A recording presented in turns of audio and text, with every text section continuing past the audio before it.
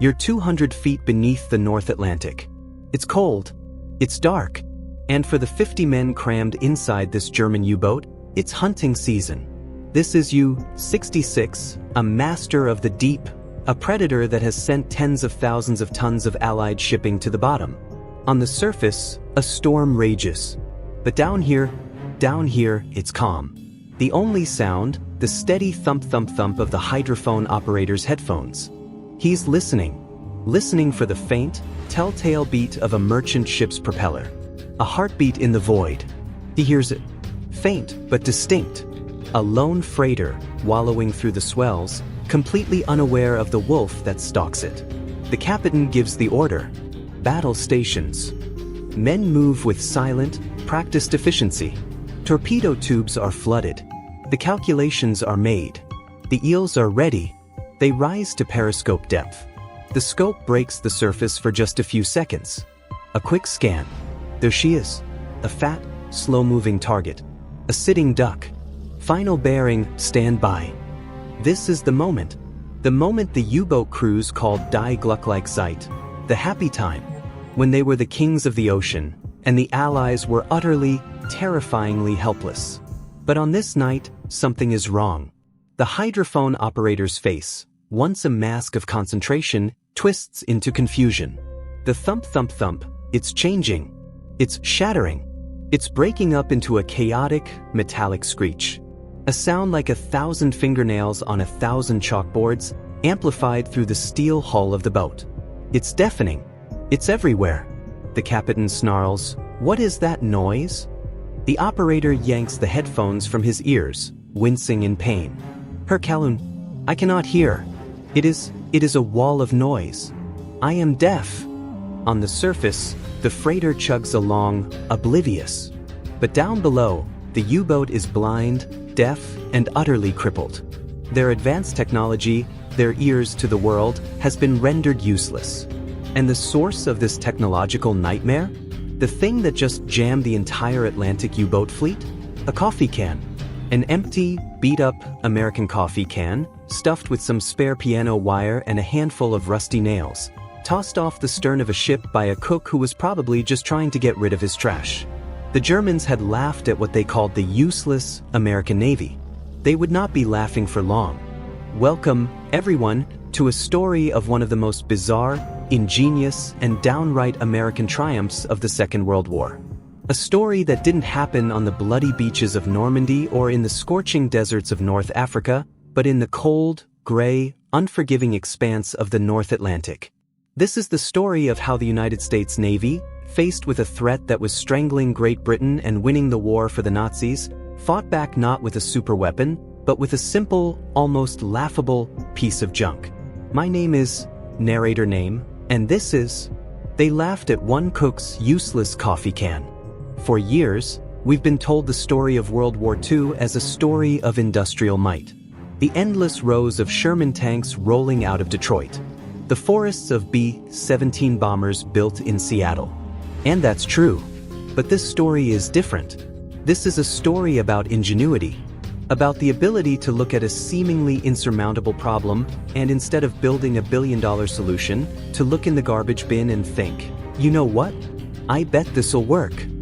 It's the story of the U-boat, the terror of the deep. From 1939 to 1942, these German submarines came perilously close to winning the war outright. They were sinking merchant ships faster than the Allies could build them. Winston Churchill himself would later write, "The only thing that ever really frightened me during the war was the U-boat peril." Think about that. Not the Blitz. Not the V-2 rockets. The U-boat. And at the heart of the U-boat's success was its secret weapon, the hydrophone. Its ears. In the vast emptiness of the ocean, you can't see your enemy. You have to listen for him. The hydrophone was a sophisticated array of microphones that could pick up the sound of a ship's propeller from miles away.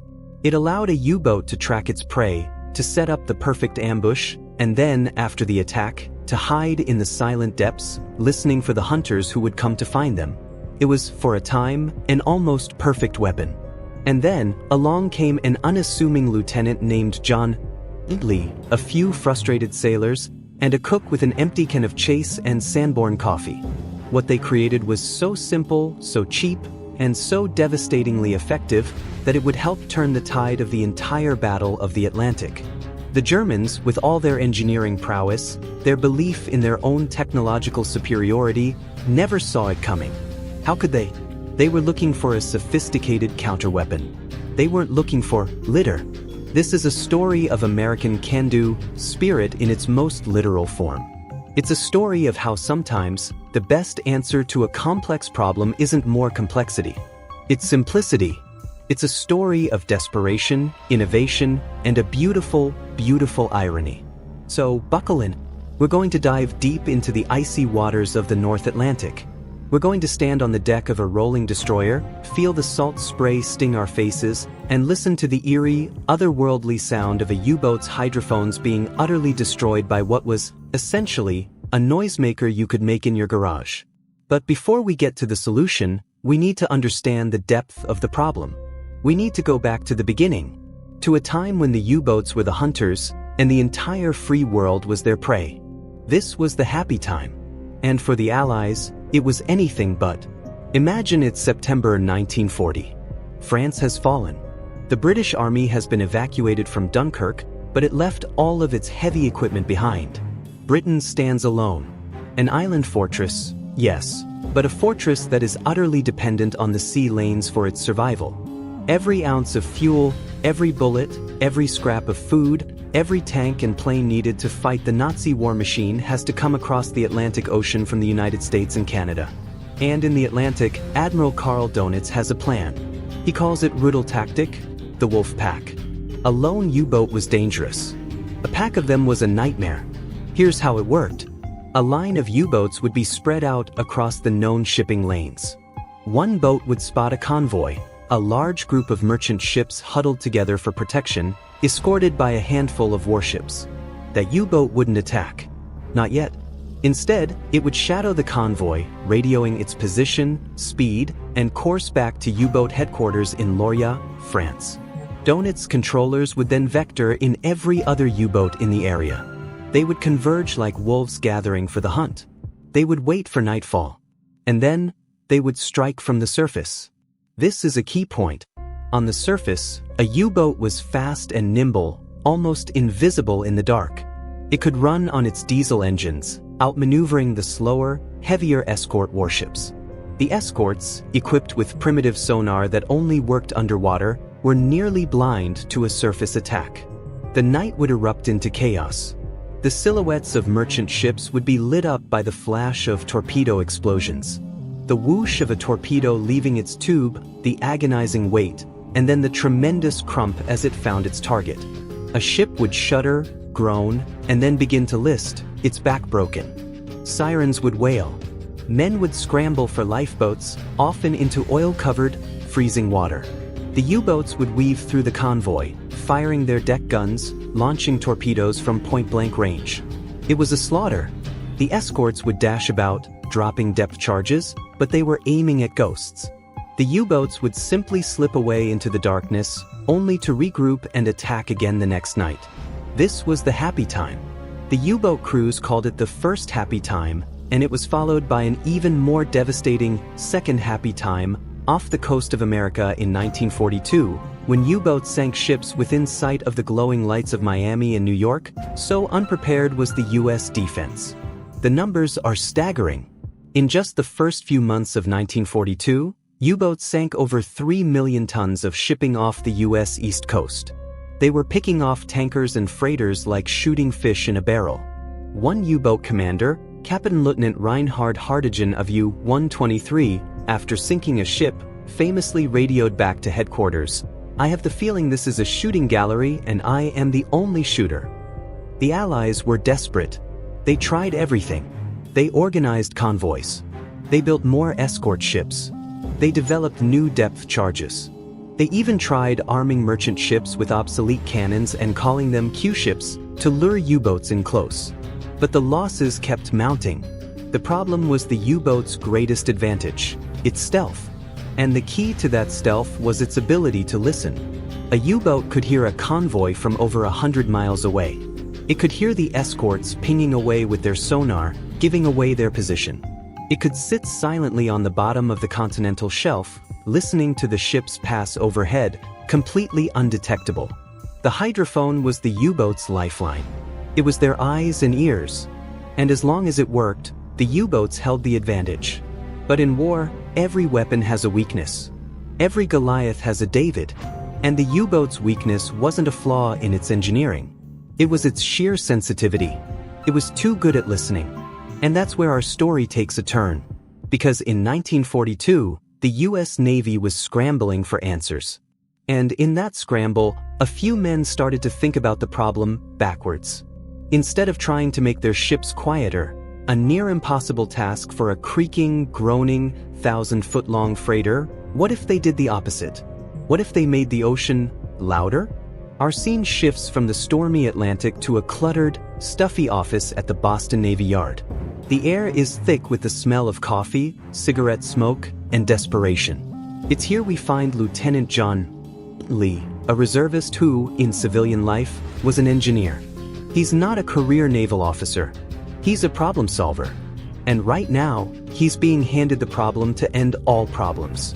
He's put in charge of a special anti-submarine warfare unit. Their mission, come up with something, anything, to counter the U-boat threat. The files on his desk are a catalog of failure, reports of ships lost, diagrams of German acoustic torpedoes, desperate pleas from the British Admiralty for more help. Lee gathers his small team. They're a mix of academics, engineers, and junior officers. They spend their days staring at charts, running calculations, and more often than not, running into dead ends. The story goes that the breakthrough didn't come from a top-secret laboratory, but from a conversation Lee overheard, or perhaps even had himself, with a couple of old, seasoned merchant sailors. These were men who had been crossing the Atlantic for decades, long before the war. And they remembered an old trick from the First World War. Back then, the threat was also U-boats, though they were far more primitive. And the countermeasure was sometimes just as primitive, throwing garbage overboard. Not just any garbage, but specifically cans and other metallic junk. The theory was that the clattering, clanking junk as it sank would create enough noise to confuse a submarine's hydrophones, or at the very least, mask the sound of the ship's screws. It was a folk remedy, a superstition. Most naval experts dismissed it as nonsense. But to Lieutenant Lee, desperate for any new idea, it was a spark. He started to think about the physics of sound underwater. Water is a fantastic conductor of sound, far better than air. A noise that would be faint in the air can be heard for miles underwater. The U-boat's hydrophones were designed to pick up very specific, low-frequency sounds, the rhythmic beating of a propeller. What if you could create a noise that was so broad-spectrum, so chaotic and overpowering, that it completely drowned out that specific sound? Not by being louder in total volume, but by being a wall of sound across all frequencies. It would be like trying to listen for a single, specific violin in a symphony orchestra while someone is standing next to you running a chainsaw. You can't pick out the violin. You can't hear anything but the chainsaw. That was the theory. But how do you build an affordable, deployable, ocean-going chainsaw? The legend, the story that has been passed down and is almost certainly too good to be entirely true, but one that perfectly captures the spirit of the invention, involves a cook. Picture this, a US Navy destroyer riding the rough Atlantic seas. The crew is on edge, knowing U-boats are lurking. In the galley, a cook is cleaning up after a meal. He's scrubbing out a large, empty tin can that once held Chase and Sanborn coffee. It's a sturdy can, about the size of a large paint can. He's about to toss it in the trash, when a young sailor, maybe an electrician's mate, sees it. "Hey, Chief," the sailor says, an idea flickering in his eyes. "Don't throw that out. Let me have it." The cook shrugs and hands it over. What happened next is the stuff of legend. The sailor, perhaps inspired by a briefing from Lee's team, takes the can back to his workshop. He drills a hole in the bottom. He stuffs it with a handful of rusty nails, a few spare pieces of metal, some spare piano wire. He seals it up. Then he attaches a long, buoyant line to it and a weight to the bottom. He's created a noisemaker. A thing that, when tossed overboard and dragged behind a ship, would jerk and tumble through the water, the contents clattering and banging against the thin metal walls of the can, creating a continuous, horrific, metallic racket. He takes it to his division officer, who is skeptical. But they're desperate. On the next convoy run, as the sonar operator reports a possible U-boat contact, the order is given. Deploy the Foxer. Wait, the Foxer? That came later. This first, crude device didn't have a name yet. Let's just call it the Thing. They toss the Thing over the stern. It hits the water and is pulled taut by the ship's speed. On the bridge, the captain waits. What? Any change? Down in the sonar room, the operator listens. His eyes widen. The crisp, clear ping of his own sonar is now accompanied by a deafening, screeching, rattling cacophony. It's so loud he has to turn his gain down. It's horrible. It's useless. They can't hear a thing. The captain is furious. What in God's name is that infernal noise? It's jamming our own sonar. Cut it loose. And so, the first prototype is lost to the depths, deemed a failure. But word of this experiment makes its way back to Lieutenant Lee in Boston. And where others saw failure, Lee saw promise. Yes, it jammed their own sonar. That was a problem. A big one. But it proved the core concept. The device worked. It created an incredible amount of noise. The problem wasn't the idea, it was the implementation. They needed to figure out how to deploy it so it wouldn't interfere with their own listening devices, but would still deafen the enemies.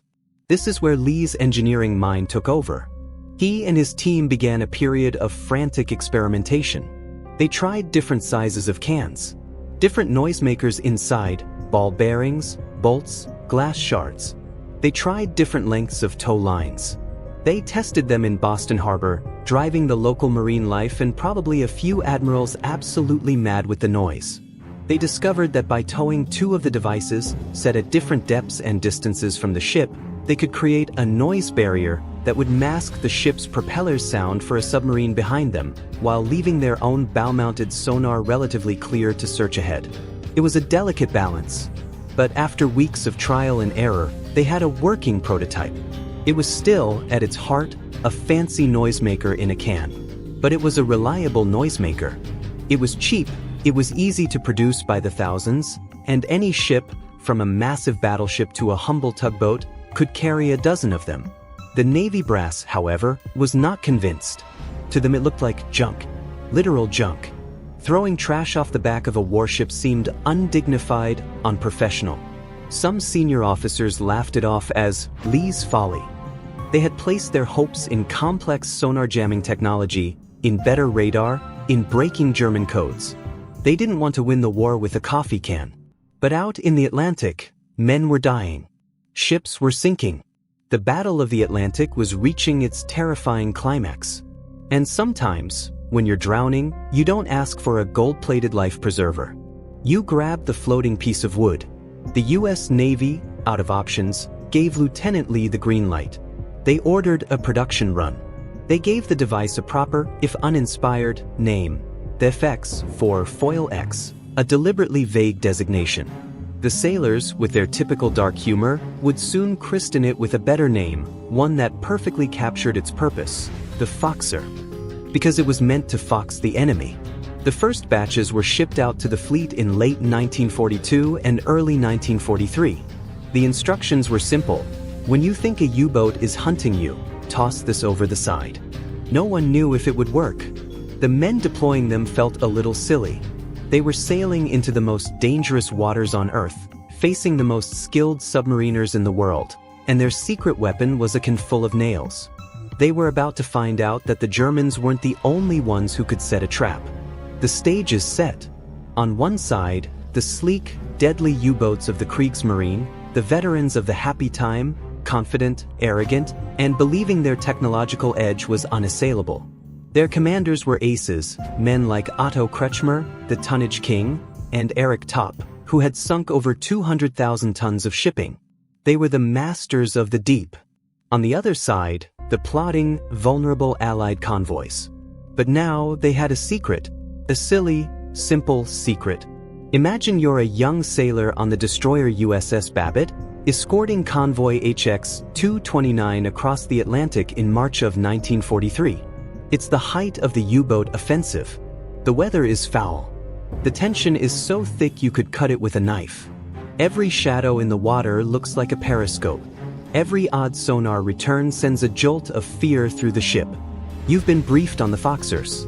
They're stacked on the fantail, looking for all the world like a pile of garbage. You're skeptical. How is this thing, this noisemaker, going to stop a German torpedo? Then the call comes from the bridge. Sonar contact. Possible submarine. Deploy the Foxer. You and a shipmate grab one of the contraptions. It's heavier than it looks. You carry it to the stern, heave it over the rail. It splashes into the churning gray wake of the ship. The line pays out, zipping over the side. For a moment, nothing happens. And then, you hear it. Even over the wind and the waves, you hear a faint, rhythmic clang-clang screech rattle coming from the water behind you. It's an ugly, industrial, unnatural sound. It's the sound of your ship dragging a nightmare behind it.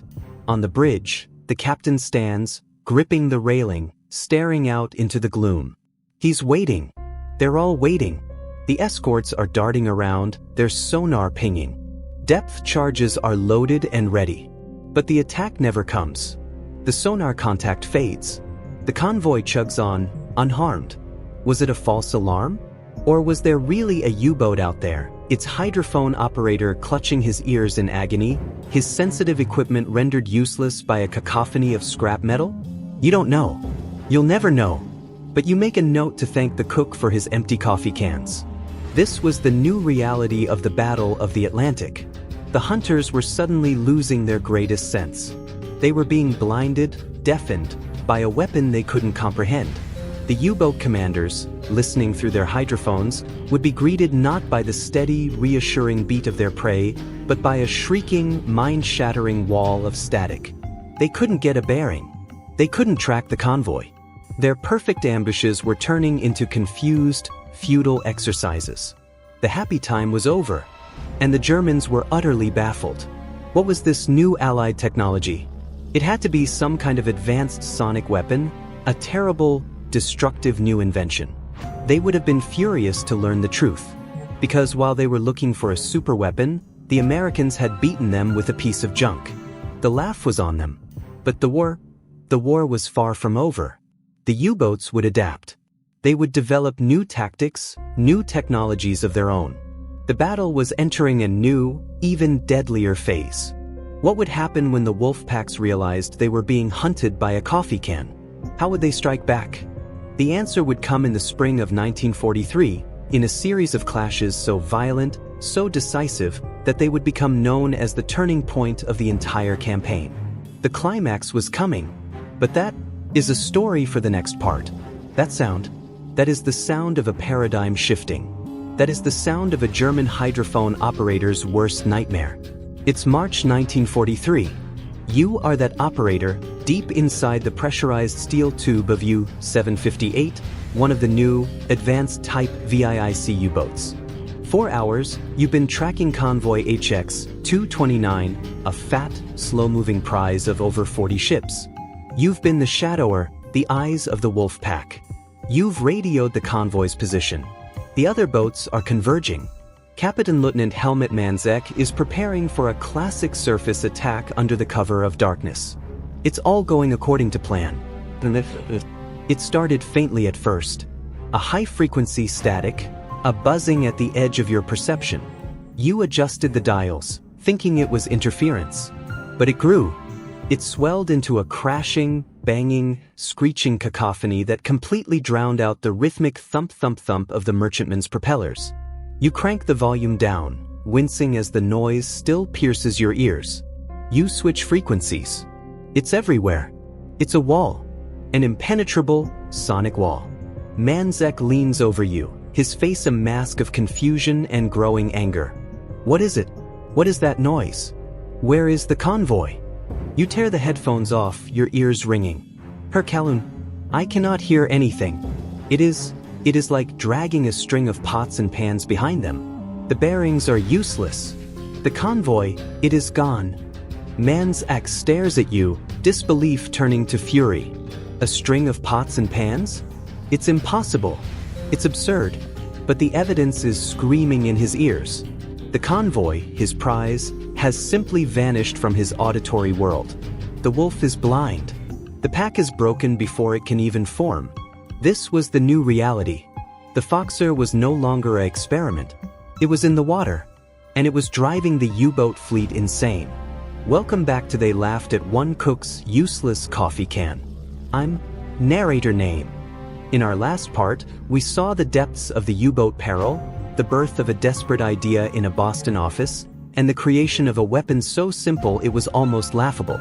But as the winter of 1943 gave way to spring, no one was laughing anymore. This is the story of what happened when that idea met the harsh reality of war. This is the story of how a coffee can start a fight and won. To understand the impact of the Foxer, you have to understand the stakes of early 1943. This was the absolute crisis point of the Battle of the Atlantic. The U-boats were at the peak of their power and confidence. In the first 3 weeks of March alone, they sank over 120 ships. Donitz had over 100 U-boats at sea at any given time. The Allies were losing the war of attrition. If this continued, the flow of supplies to Britain would slow to a trickle. An invasion of Europe would be impossible. The British Isles could face starvation. The stage for the climax was set by two convoys, sailing from New York to Liverpool. The slow convoy, SC-122, and the faster one, HX-229. By a twist of fate and bad weather, they ended up merging into a massive, sprawling gaggle of over 90 merchant ships, protected by a handful of escorts that were desperately trying to cover too much ocean. Waiting for them was Gruppdränge, group pressure, a wolf pack of over 40 U-boats. It was the perfect setup for another U-boat triumph, a slaughter that could have broken the back of the Allied merchant fleet. The battle began on the night of March 16th. The U-boats found the convoys and attacked on the surface, as was their doctrine. The night erupted into flame and chaos. Ships were torpedoed one after another. The escorts, brave but overwhelmed, dashed about, firing star shell to illuminate the attackers, dropping depth charges on fleeting sonar contacts. It was a scene from the worst days of the happy time. But something was different. Something had changed. Aboard the destroyer HMS Havelock, one of the escorts, Commander A. Tate gave the order that would become routine: stream the Foxer.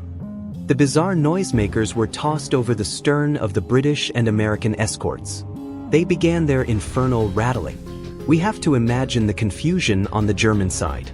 U-boat commanders who had spent years honing their auditory senses suddenly found themselves in a fog of war made of noise. Captain Lieutenant Siegfried von Forstner of U-402 reported being unable to approach the convoy due to strong noise interference. Other logs from that battle mention unbearable static and impossible acoustic conditions. The Foxer didn't stop every attack.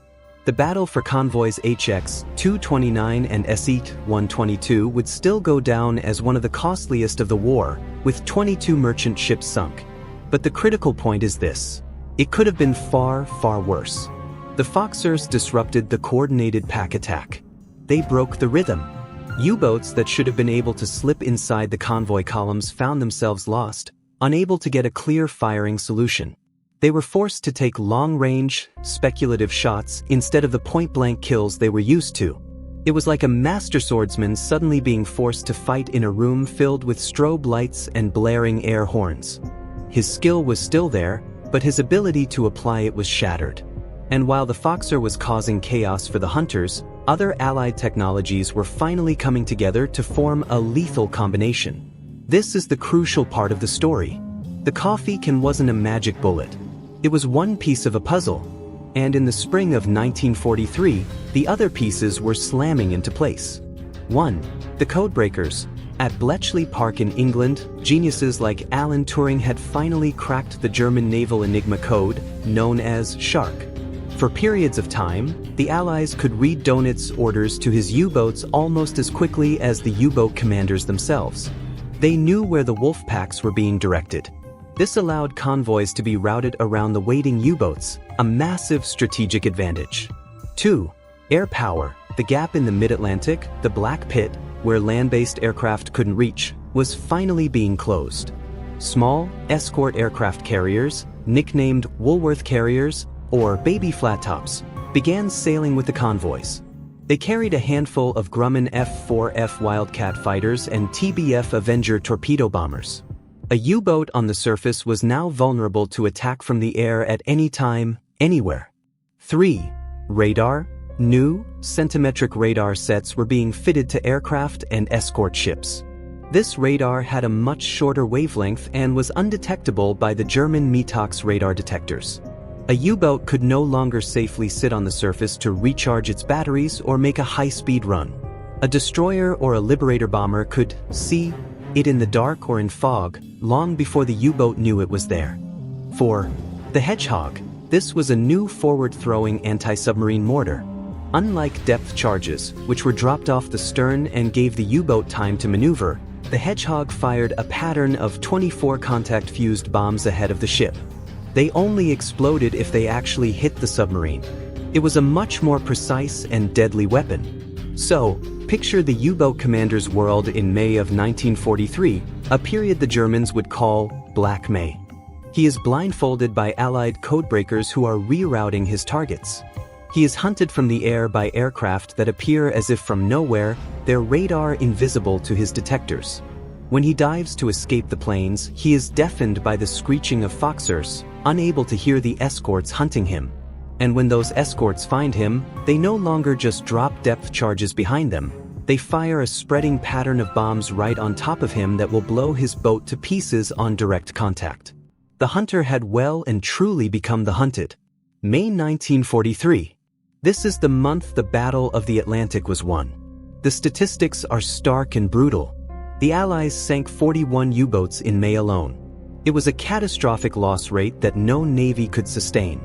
Donitz lost nearly a third of his operational frontline strength in a single month. But behind those numbers are stories of individual confrontations where the Foxer and its sister technologies sealed the U-boat's fate. Let's zoom in on one such story. The tale of Convoy Owens 5.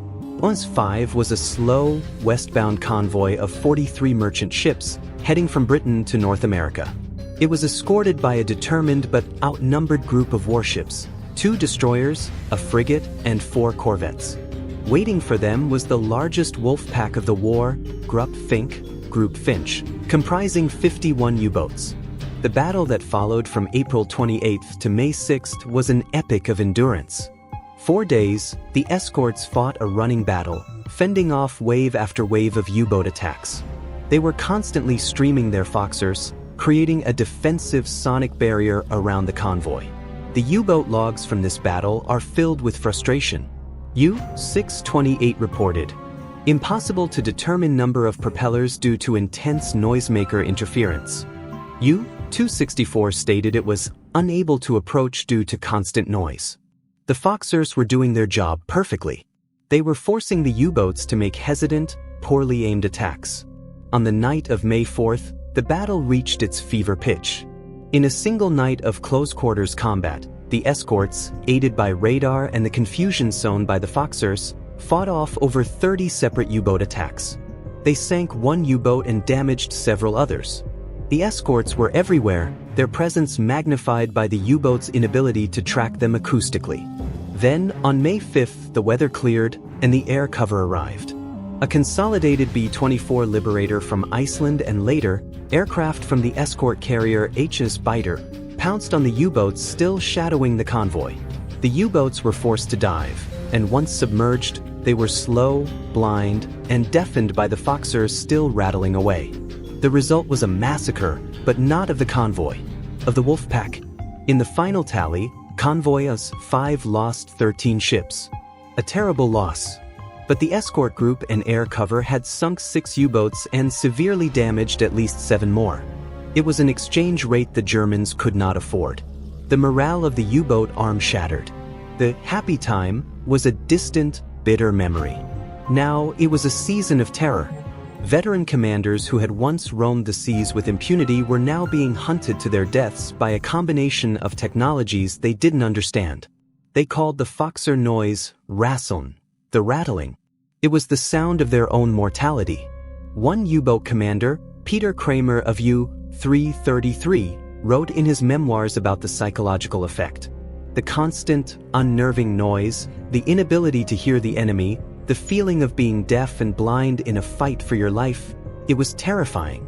It stripped away the U-boat's greatest advantage, its stealth and its ability to control the engagement. On May 24, 1943, Admiral Donitz made a momentous decision. He withdrew the wolf packs from the North Atlantic convoy routes. In his war diary, he wrote the grim conclusion: "We had lost the Battle of the Atlantic." It was an admission of defeat. The siege of Britain was over. The lifeline was secure. And while the credit goes to the brave sailors, the codebreakers, the aviators, and the shipbuilders, a small, unheralded part of that victory belongs to a lieutenant who believed in a crazy idea and a cook who threw away a coffee can. There is a beautiful, profound irony at the heart of this story that we can't ignore. The German war machine was built on a foundation of technological arrogance. They believed in the Wunderwaffe, the wonder weapon, the V-2 rocket, the Messerschmitt Me-262 jet fighter, the massive Tiger tank. They were complex, sophisticated, and resource-intensive marvels of engineering. And they were beaten in one critical theater of the war by a device that cost pennies to make and was, for all intents and purposes, junk. The Germans, upon first encountering the Fokker, were utterly baffled. Their intelligence services scrambled to figure out what this new Allied superweapon was. They postulated all sorts of complex theories. They never, in their wildest dreams, imagined it was literally a can of scrap metal. Their own worldview, their belief in complex solutions, prevented them from understanding the sheer, elegant simplicity of their enemy's countermeasure. It's the ultimate underdog story. It's David and Goliath, but instead of a sling, David just threw a rock that made so much noise Goliath couldn't think straight. The legacy of the Fokker is more than just a curious footnote. It represents a fundamental truth about warfare and about problem-solving in general. It's not always the biggest, most expensive, or most complex solution that wins the day. Sometimes, it's the simplest, most adaptable idea, born from necessity and a willingness to try anything. The Fokker was eventually phased out. The U-boats developed their own counter-tactics, like the Zonkenig Wren acoustic torpedo that would home in on the noise of a ship's propeller. But the Allies, in turn, developed the Fokker counter to the counter, modifying the noisemakers to be towed specifically to decoy the acoustic torpedoes away from the ship. The evolutionary arms race continued. But the principle remained. American ingenuity and adaptability had met a supreme challenge and had won. It's a lesson in not overthinking a problem. It's a lesson in the power of a good enough solution that can be implemented now on a massive scale, rather than waiting for the perfect solution that may never come. The men who served on those convoy escorts, who tossed those clattering cans over the side, probably never knew the full impact of what they were doing. They were just following orders. But each time that line paid out and that horrific rattling began, they were striking a blow. They were jamming the ears of the enemy. They were protecting the ship next to them, the cargo of food and fuel and tanks that would help win the war. They were turning the tide, one coffee can at a time. So, as we close this part of our story, the U-boats are in retreat. The Atlantic is becoming an Allied lake. But the war is not over. The Germans, humiliated and bloodied, are not done yet. They are already working on a new generation of submarines, the Type XXI Electroboot, submarines that could stay submerged for days, travel faster underwater than on the surface, and could potentially have reversed the entire war at sea. The Allies had won a decisive victory, but the technological race was accelerating. The coffee can had won the battle, but could it win the war? The fight for the future of the ocean was just beginning, and the most dangerous days for the U-boat fleet were still to come. That sound? For a U-boat crew, it is the sound of doom. The ping, ping, ping of an Allied warship's sonar, the active ASTIC, searching for you. Each ping is a wave of sound that travels through the dark water, hits your steel hull, and sends back an echo. It's a lighthouse beam in the abyss, and you are the rock it's trying to find. You are Oberleutnant zur See Karl-Heinz Wessler, commander of U-450. It's October 1944. You are one of the new breed, one of the survivors of Black May. You've heard the stories from the old veterans, the tales of the happy time, and you can scarcely believe them. Your war has been one of fear, of running, of hiding. Your boat is not a hunter, it is a fugitive. You are submerged off the coast of Newfoundland, trying to slip into the shipping lanes for one last, desperate patrol. You've been hiding on the bottom for 12 hours, your engines shut down, your crew speaking in whispers, conserving every amp of battery power. You are a hole in the water. You are invisible. And then you hear it. Not the Foxers rattling this time. That was the sound of the convoy battle, a noisy, chaotic brawl. This is different. This is the sound of the hunt. A deliberate, patient, terrifying hunt. It's far away, but it's getting closer. The hydrophone operator whispers, Zerstor, Herkalun, bearing 190, closing slowly. You feel the cold sweat trickle down your back. You order absolute silence. The crew freezes in place. A dropped wrench now would be a death sentence. You listen as the pings get louder, sharper. The destroyer is sweeping back and forth, a bloodhound on a scent. How did they find you? You were silent. You were deep. You were hidden. The answer lies not in the water around you, but in the air above you. In a language you cannot understand, being spoken by men you cannot see. The hunter above you isn't guessing. He isn't searching blindly. He knows you're here. He was told. Welcome back to They Laughed at One Cook's Useless Coffee Can. I'm narrator name. We've seen how a simple noisemaker helped break the back of the U-boat wolf packs in the climactic battles of 1943. But the story doesn't end there. The defeat of the U-boats was not just a story of one invention.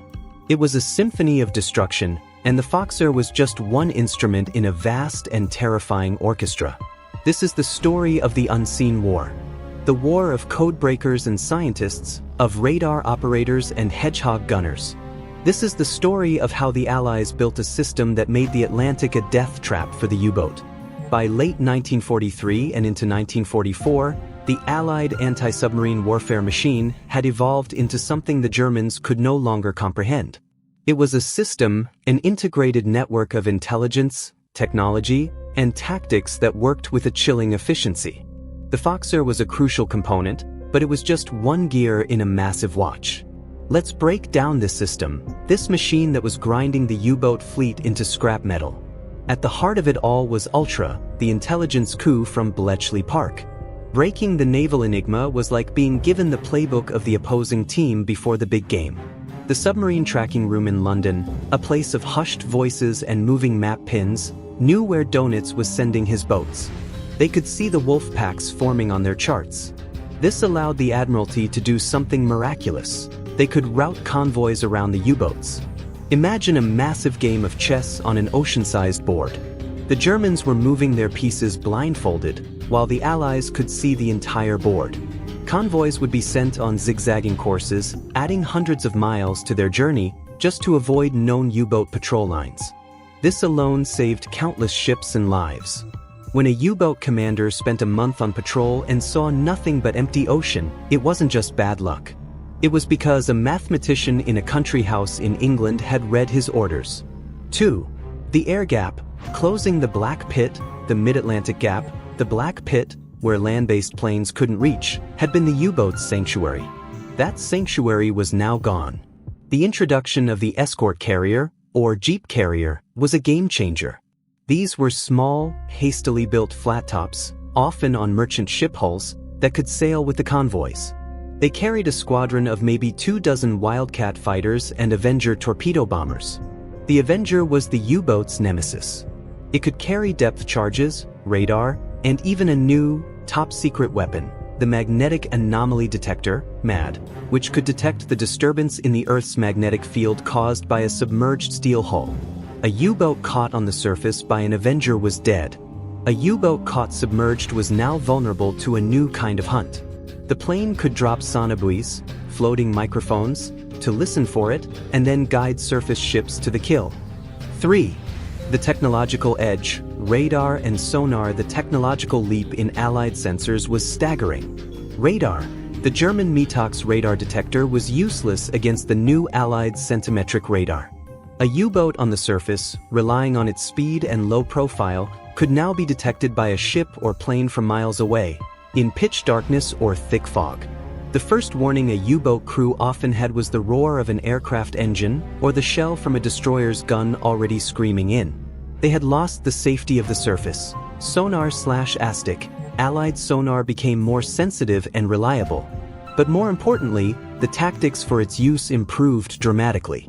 Instead of a single escort pinging away, groups of ships would work together, coordinating their searches, boxing in a submerged U-boat and leaving it no escape route. 4. The killers, Hedgehog and Squid. The old-fashioned depth charge was a blunt instrument. It had to be dropped over the stern, and a U-boat could often hear the charges splashing and maneuver away. The Hedgehog and its more advanced British cousin, the Squid, changed everything. The Hedgehog. This was a mortar that fired a circular pattern of 24 contact-fused bombs about 250 yards ahead of the ship. There was no warning splash. The bombs would sink, and if one hit the U-boat's hull, it would detonate. The first sound a U-boat crew heard was the explosion that killed them. The Squid, even more deadly. The Squid was a 3-barreled mortar that fired projectiles in a pattern designed to bracket a submarine. The fuses were set to explode at a predetermined depth, creating a pressure wave that could crush a hull even without a direct hit. Now, let's put this all together in a single, terrifying scenario for a U-boat commander in late 1944. His patrol orders, encrypted by Enigma, are read by the British before he even leaves port. A convoy is rerouted to avoid him. He spends weeks seeing nothing. Finally, he stumbles upon a target of opportunity. But as he moves in, his radio operator picks up radar emissions his Metox cannot detect. A Liberator bomber, guided by that radar, appears from a cloud bank. He crash dives. He goes deep, running silent. He thinks he's safe. But the Liberator has dropped a sonobuoy field. The underwater sounds of his electric motors are picked up and radioed to the bomber, which then calls in the escort group. 2 frigates arrive. They get a sonar contact. They don't use depth charges. They move in, their Foxer stream to mask their own propeller sounds and to deafen his hydrophones. He can't hear them maneuvering. He hears the plunk, plunk, plunk of Hedgehog bombs hitting the water. He holds his breath. A moment of silence. And then a shattering, final explosion. That was the system. It was relentless, it was high-tech, and it was brutally effective. The Coffee Can had started the fight by jamming the U-boat's senses, but this system finished it by giving the Allies superhuman perception. While we talk about systems and technology, we cannot forget the human dimension of this struggle. The Battle of the Atlantic was fought by young men on both sides, living in conditions of almost unimaginable hardship and terror. For the Allied merchant marine, it was a life of constant dread. They sailed in slow, vulnerable ships that the crews cynically called Kaiser coffins. They knew they were the target. They slept in their clothes with their life jackets on. The sound of a torpedo strike, a deafening, metallic crump, was the sound of their world ending. They faced not just explosions, but fire, freezing oil, and the agonizing wait in lifeboats, hoping against hope to be rescued. Over 30,000 Allied merchant sailors lost their lives. For the escort crews, it was a war of exhaustion. They spent weeks at a time on the stormy North Atlantic, constantly wet, cold, and seasick. The tension was unrelenting. Sleep was a luxury snatched in brief moments. They lived with the knowledge that they were the only thing standing between the merchantmen and the wolves. They developed a fierce, protective bond with their charges and with each other. But what about the other side? What was it like to be inside one of those gray coffins, a U-boat, in the dying days of the war? Life inside a Type 7 U-boat was claustrophobic, foul, and brutal. 50 men crammed into a tube 220 feet long. There was no privacy. The air was a thick, greasy cocktail of smells: diesel fuel, sweat, rotting food, and the stench of the head. Condensation dripped from the ceiling, soaking everything. Fresh water was strictly rationed. Bathing was impossible. Men were plagued by boils and skin infections. And then there was the fear. The veteran journalist and author Lothar Gunther Buchheim, who served on U-96, captured this perfectly. The fear was a constant companion. The fear of depth charges. The ping, ping, ping that turned into the splashes of charges hitting the water, the agonizing weight as they sank, and then the deafening, concussive boom. The boom that would shake the boat, shatter light bulbs, and leak pipes. The hull would groan like a living thing in agony. Men would be thrown from their bunks. The lights would flicker and die, plunging them into darkness, the only sound the ringing in their ears and the creaking of the pressure hull. They would pray that the hull would hold. They would listen to the sound of the destroyer's propellers passing overhead, waiting for the next pattern of charges. This could go on for hours. This was known as Tiefenterror, depth charge terror. It broke men. It drove them insane. And after Black May, a new kind of fear set in, the fear of the inevitable. The U-boat arms suffered the highest casualty rate of any service in any nation in World War II. Of the 40,000 men who served on U-boats, over 28,000 were killed, a staggering 75% mortality rate. They were, quite literally, on a suicide mission. Young commanders like Wessler, who we met at the start of this part, knew the statistics. They knew that each patrol was more likely than not to be their last. They sailed from port with the grim acceptance of their fate. The happy time was a ghost that haunted them, a reminder of a victory that had slipped through their fingers, replaced by the grim reality of the slaughterhouse the Atlantic had become. The coffee can, the Foxer, was a part of that psychological warfare. Its unnerving, chaotic rattle was the sound of the Atlantic itself turning against them. It was the sound of an enemy who was not only stronger but smarter, an enemy who could fight them in ways they couldn't even comprehend. By 1945, the U-boat war was lost. But the Germans had one last card to play. They had been developing a revolutionary new submarine, the Type XXI Elektroboot, the electric boat. This was not an evolution, it was a revolution. The Type XXI was a true submarine, whereas previous U-boats were essentially submersible torpedo boats. It had a streamlined hull for incredible underwater speed, over 17 knots, faster than many escort vessels on the surface.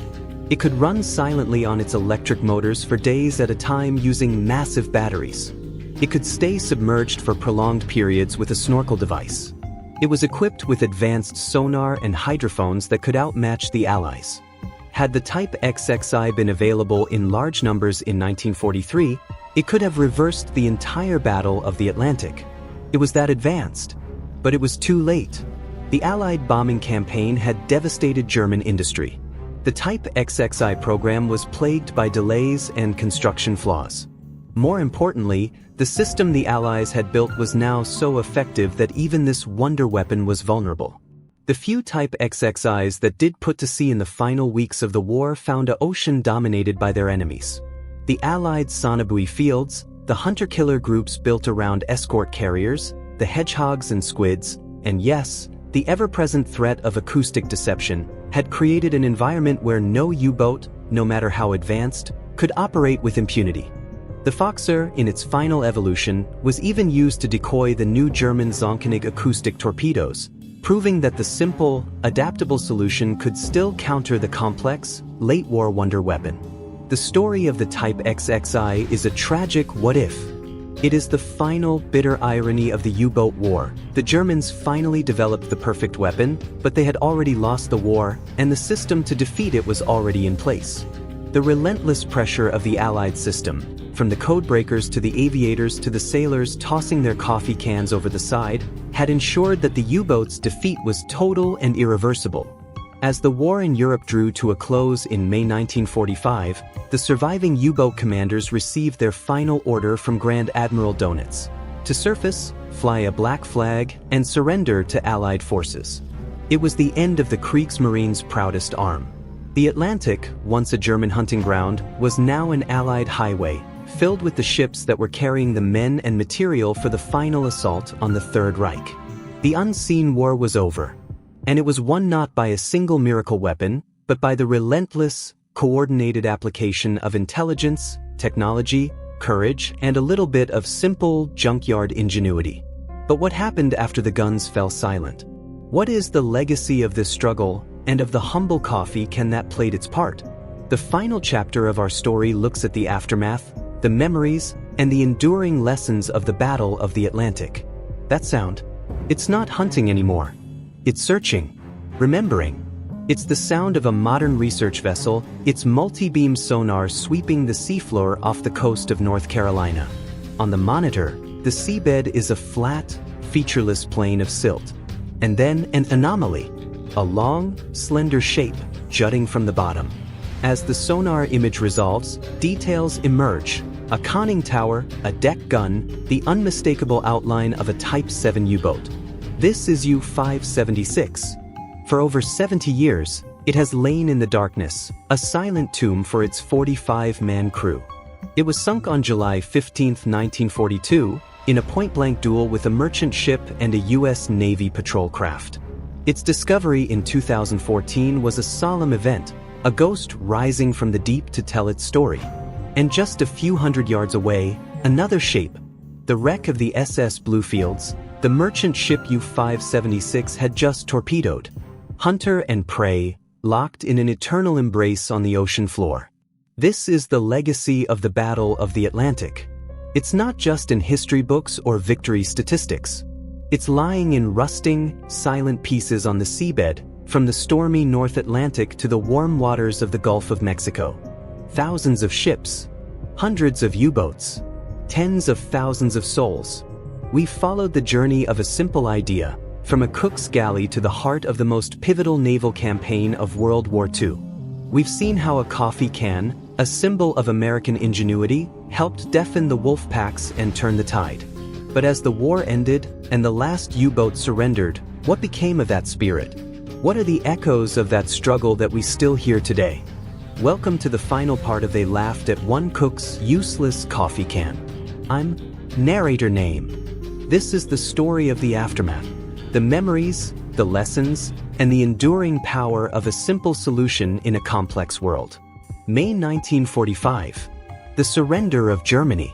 For the U-boat fleet, the order was clear: surface, report your position, and sail to an Allied port to surrender.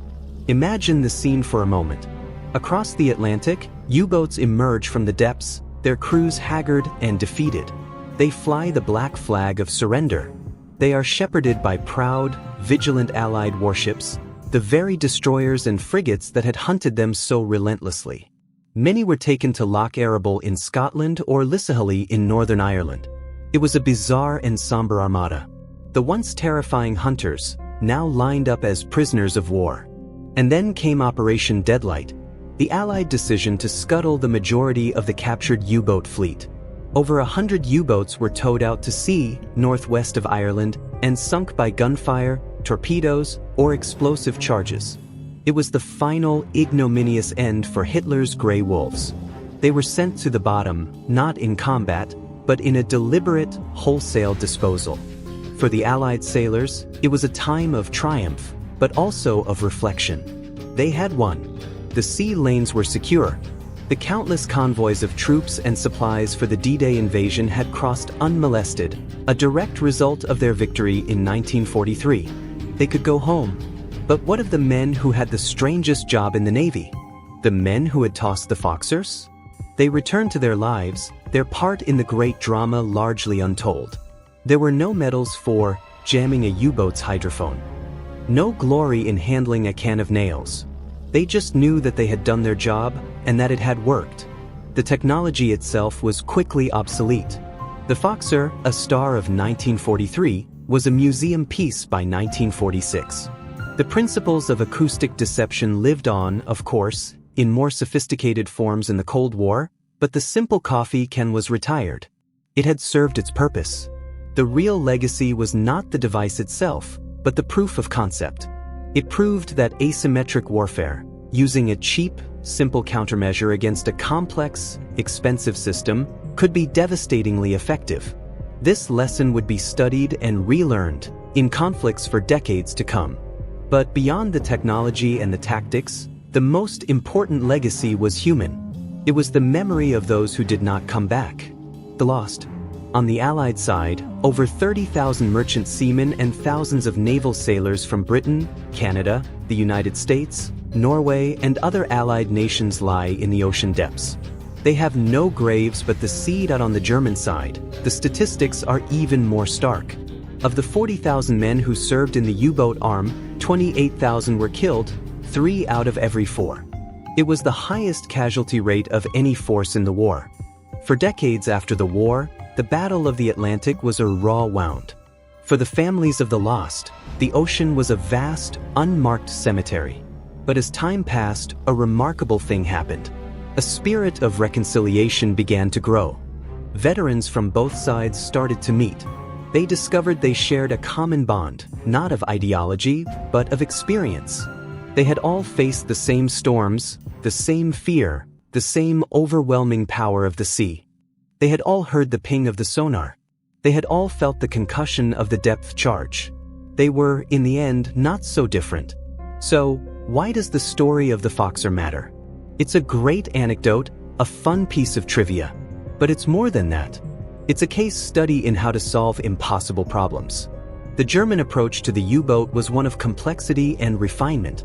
They built better periscopes, more advanced torpedoes, and eventually, the revolutionary Type XXI. They sought a qualitative, technological edge. The Allied approach, exemplified by the Foxer, was one of simplicity, volume, and systems thinking. They didn't just try to build a better submarine hunter, they built a system to make the submarine irrelevant. And when they needed a component for that system, they didn't wait for a perfect, high-tech solution. They found a good enough solution that could be deployed now by the thousands. This is a profoundly American style of innovation, but it's also a universal one. It's the spirit of the MacGyver solution. It's the idea that constraints, like time, money, or materials, can actually breed creativity, not stifle it. Think about the challenges we face today. They seem complex, insurmountable. Climate change, global pandemics, cyber warfare. We often look for the Type XXI solution, the silver bullet, the technological miracle that will save us. But the story of the Foxer whispers a different truth. Maybe the answer isn't always a billion-dollar moonshot. Maybe the answer is a portfolio of solutions, some high-tech, some low-tech. Maybe the answer is about being adaptable, about using what you have at hand, about not being afraid to try something that seems a little bit silly. The men who laughed at Lieutenant Lee's coffee were thinking in a conventional way. They couldn't see how something so simple could counter something so complex. Lee and his team were thinking differently. They understood the system, in this case, the U-boat's reliance on sound, and they attacked the weakest link in that system. That is the enduring lesson. When you're faced with a Goliath, don't just try to become a bigger, stronger David. Study Goliath. Find his weakness. Maybe it's his poor eyesight. Maybe it's his slow-turning radius. Or maybe, just maybe, it's his incredibly sensitive hearing. It's easy to look back at World War II and see it as a foregone conclusion.